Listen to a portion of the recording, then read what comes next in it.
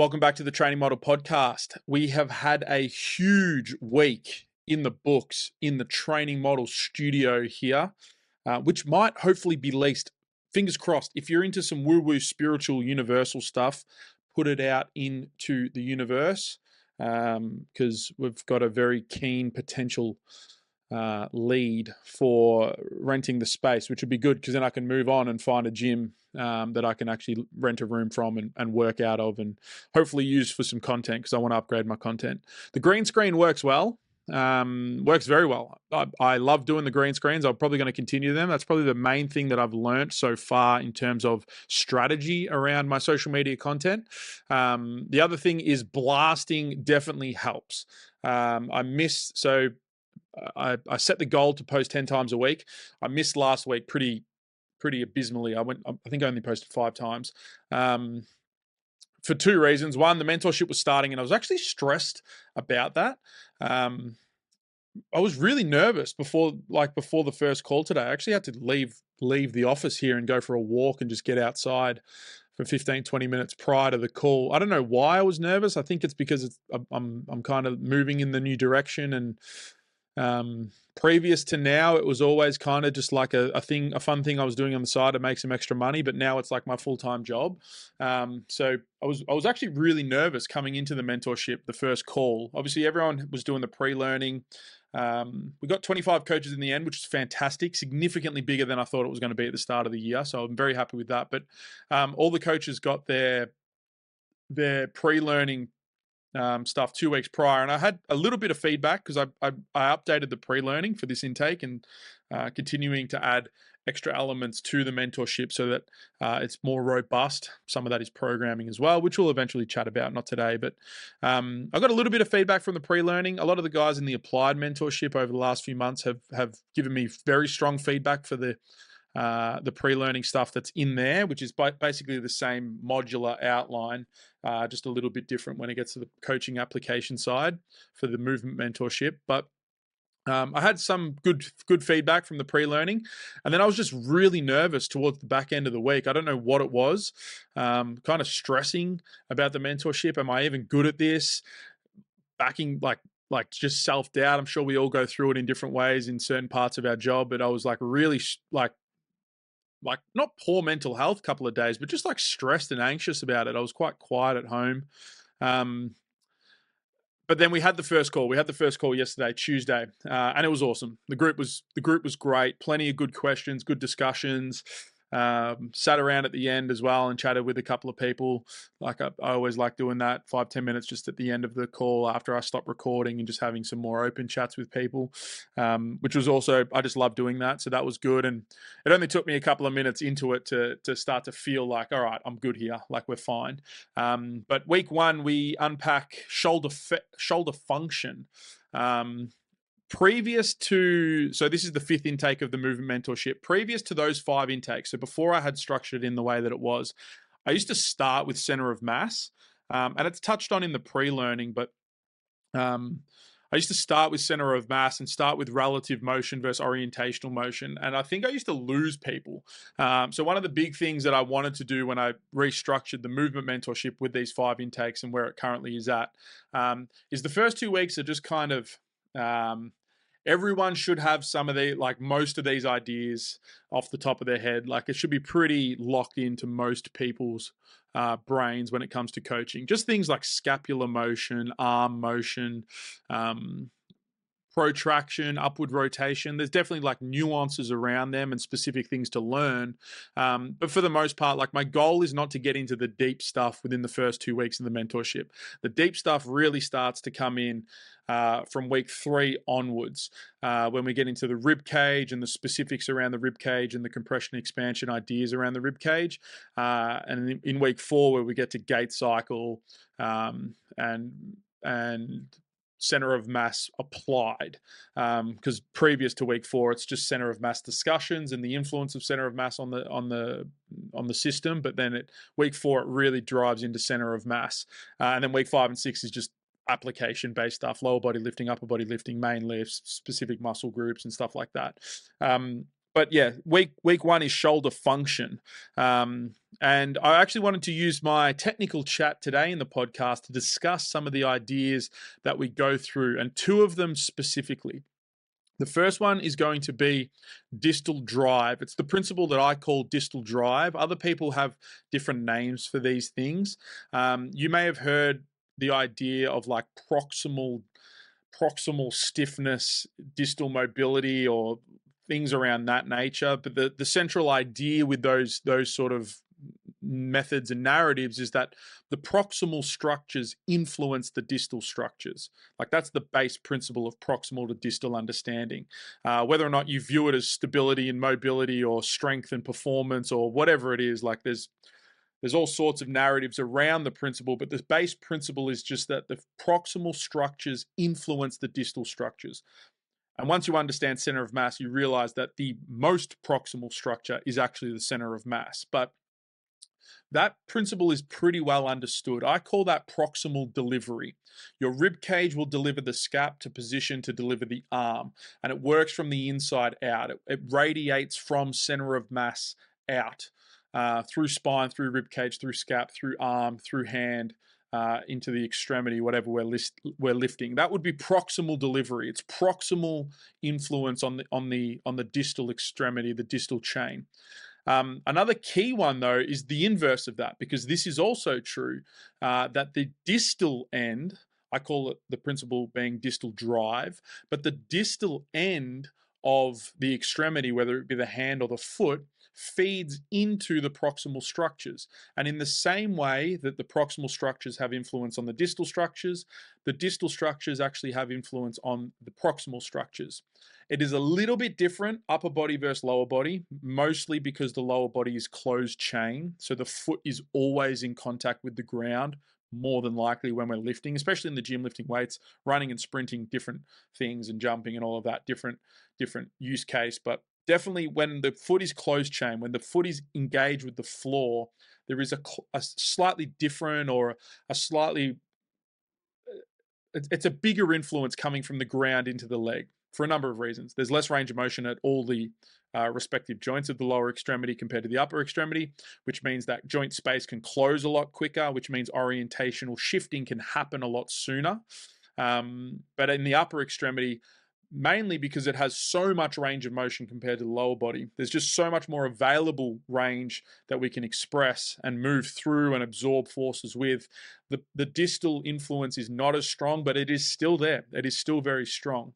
And if you want to feel what this distal drive is for the upper extremity, we can think about it as simply just rotation of the hand and what eventually happens as you move up the chain. So as you pronate your hand, as you turn your hand face down in front of you, that is obviously going to feed internal rotation through the arm. So as the hand flattens down in space, the arm is eventually going to start to internally rotate. The elbow is going to start to point towards the ceiling, and eventually that is going to start to lead to an anterior tilt of your scapula. Like if you just roll your hand through pronation for long enough, eventually your scap starts to elevate, your scap starts to anteriorly tilt, and you'll probably start to feel a bunch of tension that builds around the neck there. That is all a distal drive coming from pronation through internal rotation of the arm and eventually an anterior tilt of the scap. You can do the exact same thing, but with supination and ER drive. So supination would be the hand opening up towards the ceiling, turning towards external rotation, and eventually that external rotation, if you continue to take that past like to an extreme, eventually you'll start to feel that the scap will start to posteriorly tilt on the rib cage, which will open up space at the front of the shoulder. It also has a lot of fantastic benefits to that posterior tilt, specifically to loading things like the serratus anterior a little bit more productively. So if you've got clients that you're trying to drive a bit more serratus tension, you're trying to pin that scap to the rib cage a little bit better, you're trying to pull the rib cage back in space a little bit more so you can protract or upwardly rotate the scap and free some space around the upper extremity, learning to use some distal supination, some distal ER can be a very simple thing to improve that feeling around the shoulder and that position of the rib cage and the scap relative to each other. So You could think of something like a plank. As you drive your hands into the ground or your elbows into the ground, instead of having your arms sort of feeding across the body and towards internal rotation, like kind of holding your hands clasped together, if you just feed some ER, open up the hands a little bit, you could even supinate the hands a little bit. Though that distal change, that little bit of a distal reposition, will have an impact at what's going on at the shoulder. Uh, Pretty much straight away. You'll probably feel a better shift back of the rib cage in that position. You'll probably feel a better sort of armpit moving through. I like to cue the armpit around these things and that protraction, a little bit more serratus tension, just simply by changing your hand position. And engaging with the ground a little bit more, but ultimately it's actually engaging with the distal structures a little bit more productively. That would be one case where you could use this sort of supination ER drive. Another case would be when you're trying to get your arm completely overhead, so end range shoulder flexion. So to get your arm all the way up overhead, the scapular position that we're looking for is actually a posterior tilt. And the reason is because the glenoid, the socket of the shoulder, is directing where the arm goes in space. So if I'm trying to get the arm up, the system is going to start to turn that glenoid to the ceiling, which is going to look like upward rotation. Depending on the lift, it might even look like a little bit of an elevation of the scap. It's going to swing through its protraction moment. Protraction and upward rotation are basically the same thing. They're this universal transverse motion of the scap moving forward and up in space, in the same way that retraction and downward rotation are very much the same actual motion. They're part of the same. We're just looking at different ends of the curve of that position or those positional changes. So when we try to get our arm up overhead, the scapula wants to position itself to do that. The end range of shoulder flexion is actually a posterior tilt of the scapula. The glenoid needs to point to the ceiling, and an anterior tilt points it forward and down. A posterior tilt will point it up to the ceiling and potentially even behind the body. So if you really want to engage that top end shoulder flexion, that arm overhead position, and really get the scap supporting and really get that relative sort of change of the scapula on the rib cage, finding that posterior tilt can be really helpful.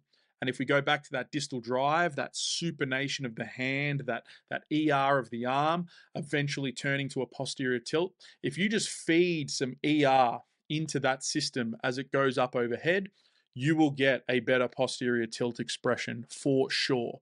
You'll very quickly also find out if somebody is limited in that shoulder flexion range of motion, because they just won't be able to access it without internal rotation coming into the system.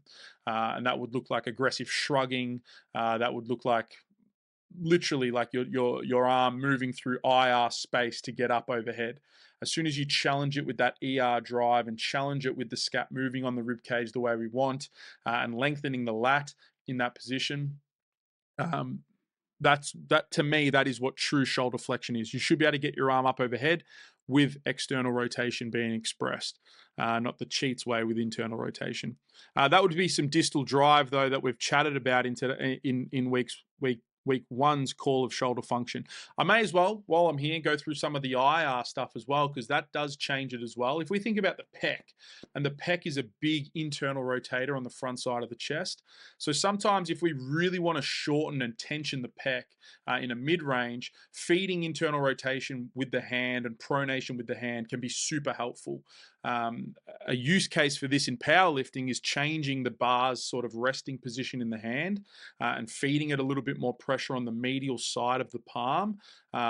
So the extreme of this is jap grip, where you literally flare elbow and almost like invert your hand on the barbell, but that's medial pressure on the, where that is for jap grip is kind of medial pressure on the hand. That is a distal influence that feeds internal rotation up the chain, that eventually starts to get a lot more tension, a lot more mid-range active tension on the pec, and quite often why just simply widening a hand and turning into an internal rotation of the hand can help with bench press performance. And also a lot of people feel that their shoulder under high loads just feels more quote unquote stable. I hate the term, but they just feel stronger in that position. So that would be one sort of case of like where the internal rotation distal drive can be super helpful as well. So that was one of the key topics that I wanted to just touch on because it's fresh in my mind. But then I also had a one-on-one mentoring meeting with Jack, who's been doing some weekly calls with me. He's also in the mentorship, so we're starting to get into some deeper conversations in the personal world, which actually, after finishing today's call, I think that's actually a really productive offer. So I'm going to try it with the next intake of the movement mentorship, which will be in June. The pre-learning will start mid-May, but the live calls will start in June. All of those details will come out on the email list probably in the next, hopefully by Friday, but more than likely Monday. And I'll update the website and all of that sort of stuff as well. But I think I might offer one-on-one calls throughout the mentorship. So maybe like, because the new upgraded mentorship will be 10 total weeks. So I'm bringing in some structured programming chats towards the end. So we're going to add 2 weeks onto it. But I think maybe across that 10 weeks, or maybe even if I make it 12 weeks, so 12, 12 weeks, I think 3 months is a good thing. That maybe I can offer a select number of people, because I'm not going to be able to, depending on I've got to work out the price point and work out all of that sort of stuff. But maybe there's like fortnightly one-on-one calls where we could go through the content specifically together, or the ideas or the application. If that would be something that would be interesting to anyone listening, please let me know, because it is something that I think I'm going to offer. And if no one bites at it, that's fine. I'll just delete it. It's very much in line with the Hormozy ideas of business, which is just charge fucking way more for whatever you're doing. But I think it might actually be really valuable, and I might use Jack as a little bit of a use case, like a testimonial for it, depending on how it goes. Like, it might just be too much repetitive ideas. I know that is helpful. I digress. It's just something I literally have been thinking about in the last couple of hours. But Jack, in the one-on-one call, we were chatting about the traps being dominant, or not dominant, might not be the right term, but their primary function is actually upward rotation. And something that I like to use within these courses and mentorships is the idea that anatomy and evolution leaves clues. The human system, if we are just objective at looking at the human system, we can see the muscular system and the skeletal system. We can see exactly what each muscle is designed to do. An example of a anatomy clue is that the ball and socket joint of the shoulder has a larger ball and a shallower socket compared to the hip. And as a result of that structure, that anatomy, it means that the shoulder has way more range of motion. And it also means that the shoulder has just more muscles that control and support the scapula and the humerus in space when compared to the lower body, because there's less range of motion, so there's less muscles that can coordinate and control the direct hip joint when compared to the shoulder joint. That would be one anatomy clue. Another anatomy clue when it comes to the traps is the attachment points of the 3 heads of the traps. So the upper traps attach at the distal end of the scapula. They attach far away from midline. The lower trap attachment on the spinous scap is actually the proximal end. They attach closer to midline. And where the axis of rotation is of the scapula means that when the upper traps pull, it spins towards upward rotation. And when the lower trap pulls, it spins towards upward rotation. 2 of the 3 parts of the traps are upward rotators. The mid trap, the middle trap, is definitely has more midline, just proximal pull. So it's going to be more of our retraction sort of dominant sort of tension, working in unison with the rhomboids. However, again, when you actually look at the anatomy and you look at these 2 muscle groups, the traps being biased towards upward rotators and the rhomboids being biased towards downward rotation because of their oblique angle and their line of pull on the scapula, means that we actually have 2 separate functions for moving the arm towards midline.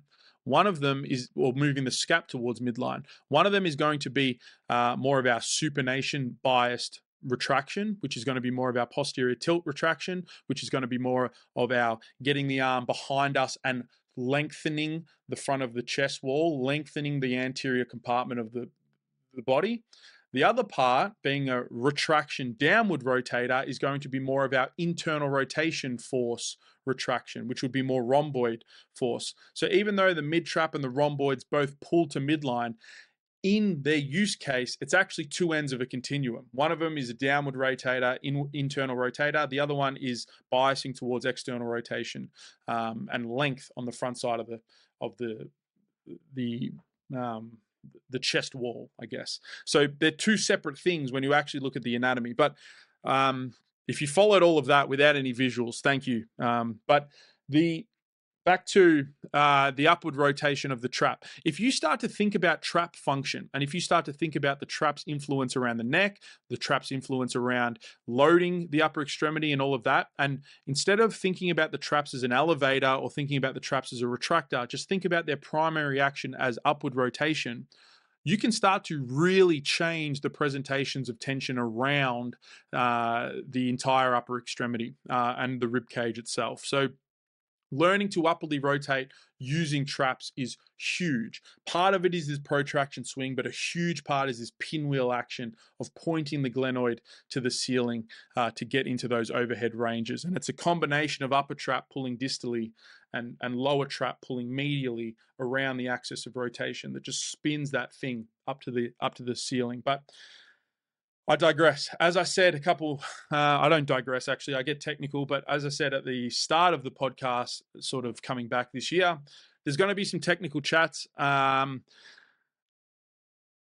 I have a plan for the podcast. I currently don't have a plan. I just want to do it consistently, stay consistent, don't make excuses, and just upload, if nothing else, just the 20-minute rant about my life.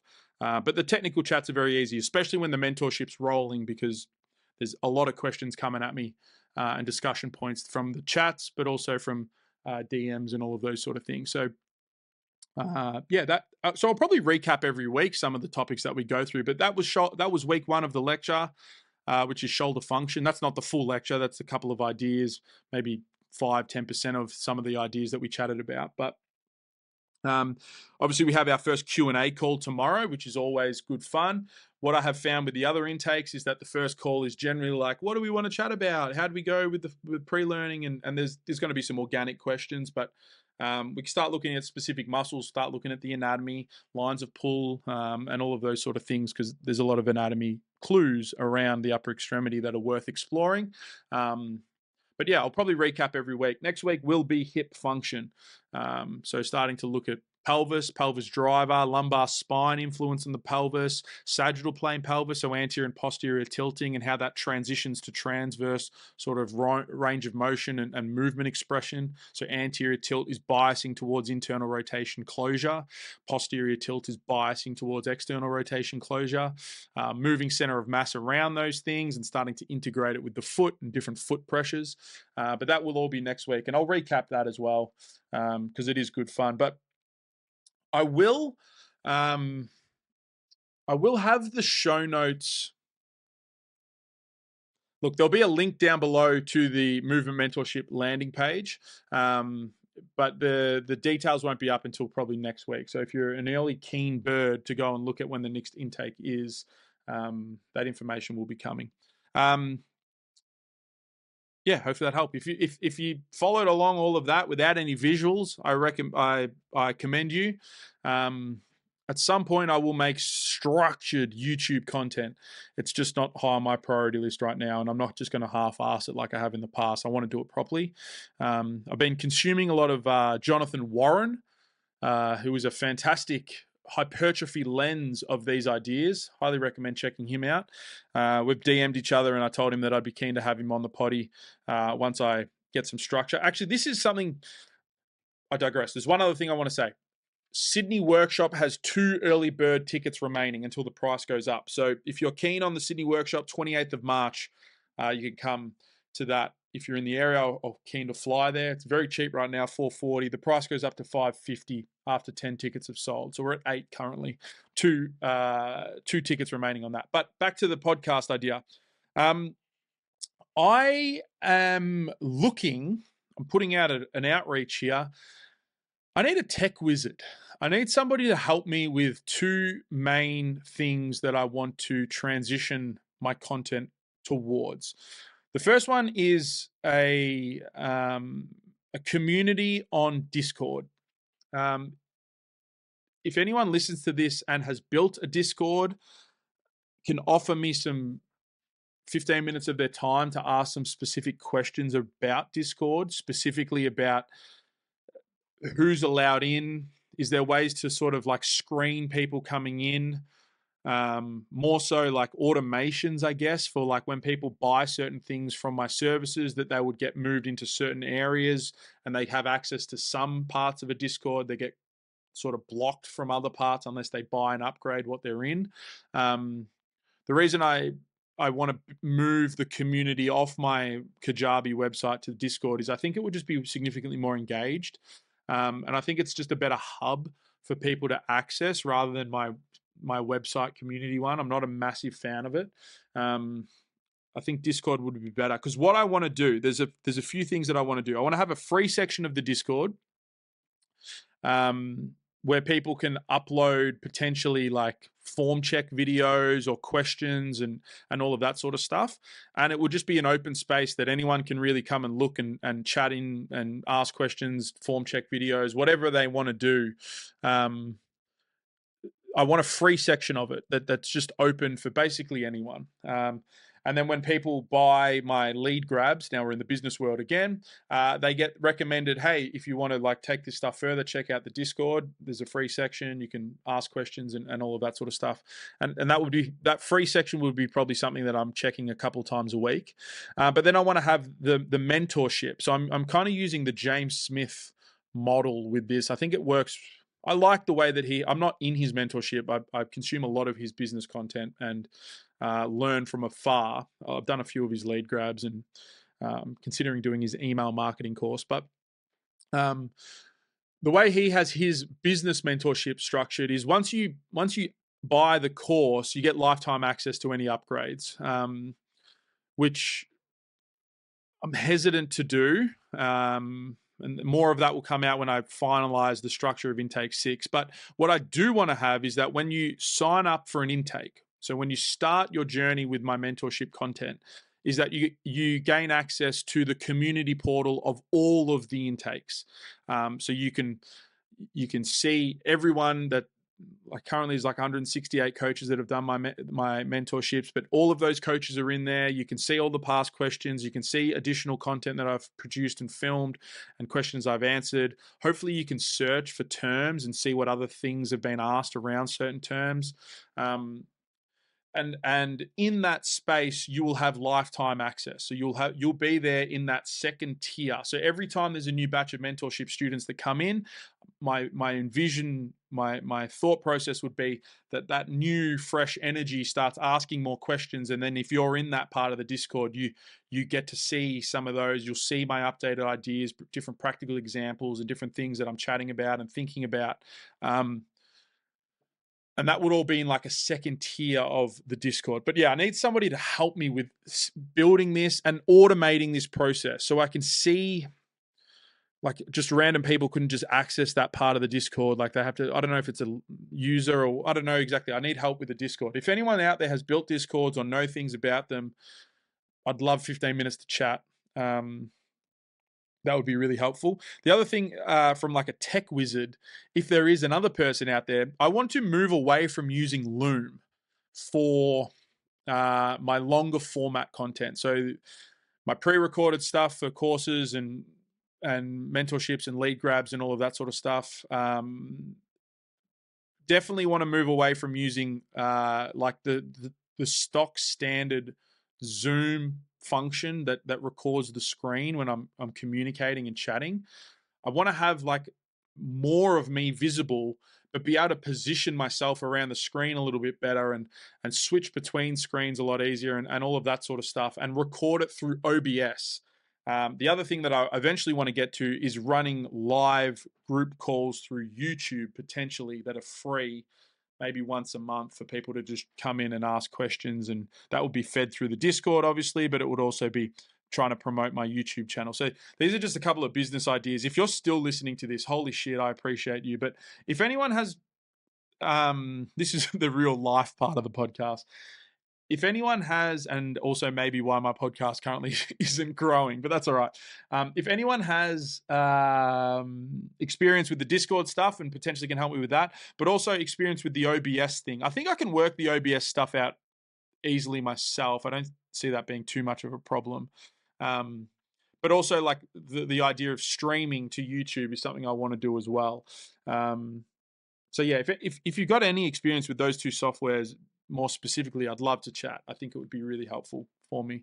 Because right now I'm filming this on Loom, cam only. I've got my nice camera and I've got my microphone.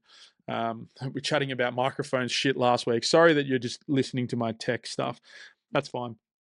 I'm going to shut up now. The final thing that I do want to chat about is, because I know sometimes men's health stuff doesn't get spoken about a lot. Or a lot of, not that it doesn't get spoken about a lot, but it doesn't, a lot of people, at least I feel this, is that just a lot of men just hold things in. I've spoken about mental health in the past, seeing psychologists and doing all of that sort of stuff. Obviously, I'm a pretty open book when it comes to like the business decisions that I've made in the last couple of months and all of that. But another thing that was just a bit of a stress for me for seemingly no reason was to get a vasectomy. I made an email last week about that. Probably, if you're kind of new here, you probably weren't ready for me to start talking about my nuts, but I was so nervous to get a vasectomy. For the first 2 months of the year, I was been telling my family and my partner, like, oh yeah, it's going to happen, blah, blah, blah, blah, blah. And I was just so nervous to make a call. I thought I needed to get a referral to go and get one, but then I started Googling and you could just go in. It is the easiest process to book and go through.